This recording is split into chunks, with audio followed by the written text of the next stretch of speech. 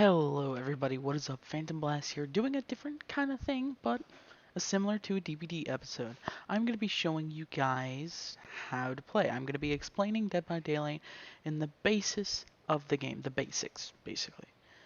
And honestly, I hope this goes well. I'm going to be explaining both survivors and killers and how to play them.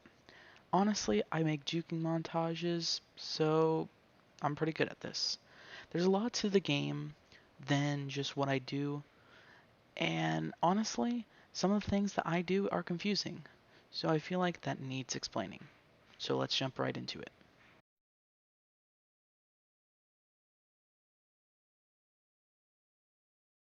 What is Dead by Daylight? Dead by Daylight is basically a 4v1 basically with killers and survivors. The premise for the survivors is pretty simple, it's to survive, while the killers aspect is to kill the survivors. The survivors' goal is basically finished when they escape by completing 5 generators, while the killer's goal is basically to kill the survivors with many ways. So there's from Moris to hooks to leaving them on the ground, there's many ways to kill a survivor. We'll be getting into all the other stuff later on with the killers and the survivors. What are perks? Perks are basically very simple. They help the survivors and the killers from different abilities. As shown on the screen, you can have multiple at once, 4, and you level up your character to get the different slots and get different perks. It just adds so much to the game, and it helps the killer and the survivor out a lot, which can change the tide of a game, which is why we'll be going in depth on teachables when we get into each category.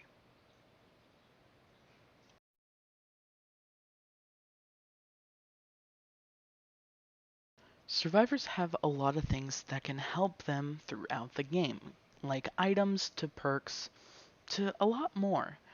And even with a Survive with Friends group, which is pretty simple, you survive with your friends. And honestly, the killer is a little bit interesting compared to the survivors, but the survivors are pretty much wide variety to what they can use to get away from the killer, per se. Like a flashlight save or a flare save, shown as in that, and a pallet save, shown in this clip as well. There are very many ways to save a friend from dying. Shown by here, I'm body blocking the hook to save my good friend Smiles from the treacherous hands of Ghostface. I end up dying in the end, but all for her not dying. Honestly, there's 3 people. There's the Toxics, there's the Hiders, and there's the Gen. Each one has their like own classification on whether or not you're one of those or one of those. Honestly, my favorite is the Toxic people, but that's because it's all about juking, am I right? So let's hop into some of the things.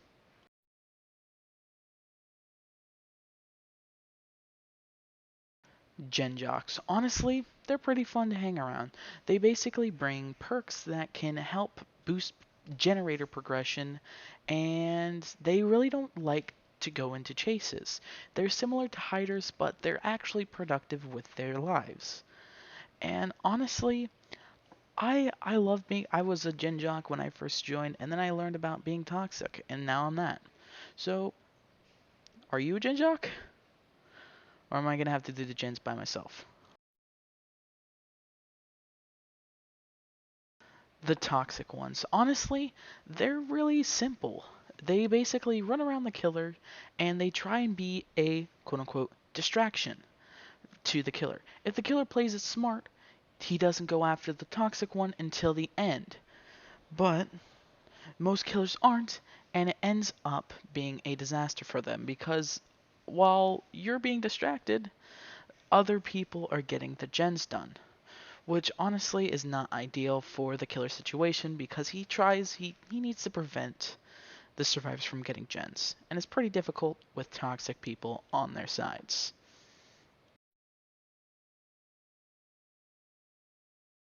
Hiders. Ooh, they're very interesting because all they really do is hide. They don't really do anything. Normally you'll find them hiding in a locker or crouching around being AP to Claudette, which is the most common people you find being the hiders.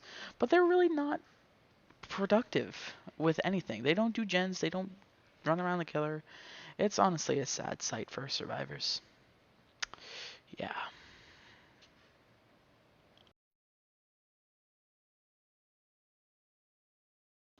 Killers is pretty much a can of worm that I kind of want to get into.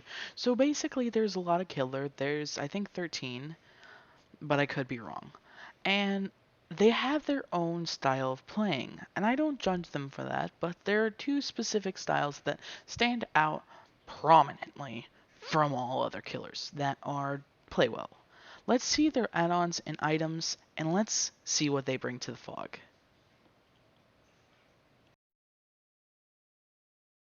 Moris and add-ons. Honestly, there are they're amazing. They make the world different of a game because Mori's basically well, shown by the screen.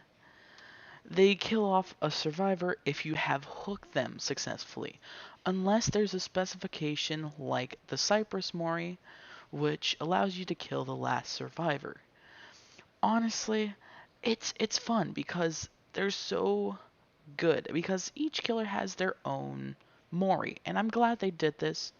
And it's not like all killers are the same, they have the same Mori, they just stomp on the survivor. No, I like that. And honestly, their add-ons are great as well, either buffing them or debuffing them. They're they're amazing. It's balanced really well, and I feel like at times it's underpowered. And I see a lot of killers that are just they need something to help them, like Huntress. Huntress is so good. She has, if you're good enough with her hatchets, you can instantly down someone, which is Insidious Axe Head, I believe. I'm not quite sure, but you never know. Now let's get into the stereotypes for them.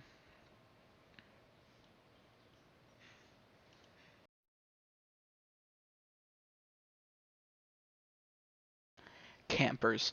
Oh boy, if you're a part of the Dead by Daylight community, you should know this very well if you're on a survivor main. If you're a killer main, not so much.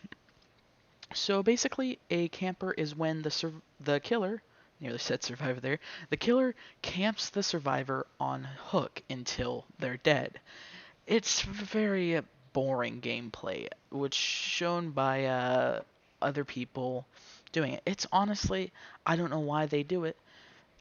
I mean, if you want to be like that, go ahead. Which will also bring us to our next thing, which is tunneling.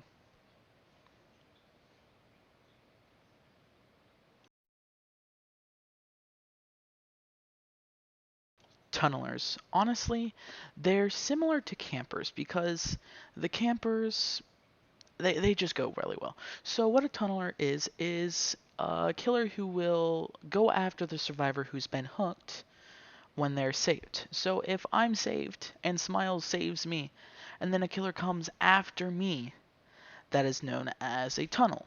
And honestly, this one is debatable because you really can't know if they're trying to tunnel or if they accidentally find you. So it's really up for debate whether or not killers are tunneling or they're just playing the game how it should be. There are 17 survivors along with 17 killers, and the survivors go from Dwight, Meg, Claudette, Jake, Nia, Lori, Ace, Bill, Fang, David, Quentin, Tap, Kate, Adam, Jeff, Jane, and Ash, each with three teachable perks that bring something very well to the fog. And most teachable perks are pretty decent. Some can be a little bit trash, but I tried to avoid those perks.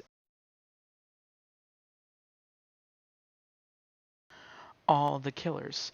We have Trapper, Wraith, Hillbilly, Nurse, Myers, Hag, the Doctor, the Huntress, the Cannibal, the Nightmare, the Pig, the Clown, the Spirit, the Legion, the Plague, and the Ghostface.